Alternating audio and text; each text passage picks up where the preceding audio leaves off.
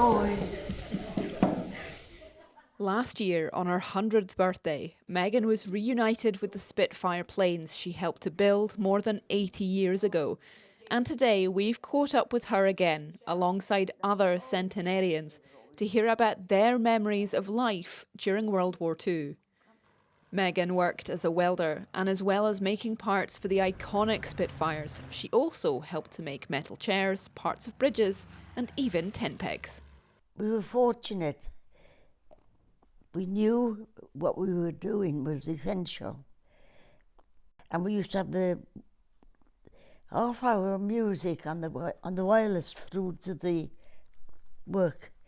Half-hour workers' playtime. And there was more turned out in that half hour than the other part of the day. Because we all loved that half hour, we'd sing our hearts out. Was it unusual for women to be welding back then? I was one of the first. Mary also worked in a factory, but she helped to build cartridges for guns in Gretna. I enjoyed my time I did. Can you tell me why? Well, it's a lot of people to talk to in good company, but it was shift work. 3 shifts a day. The cotton used to come in bales, big bales, and I took these out, put them in a machine and switched them on, and it come out like a syringe. You know what potatoes are like when they come out, they're all stringy. Well, that's what that was like. And then it went off to get dried. Jean worked for the RAF, helping to repair the planes that returned to base here in the UK. We just did maintenance on aircraft that came down and went back up again. And it depended where you were and what you were doing. I mean, they came in and we checked them off.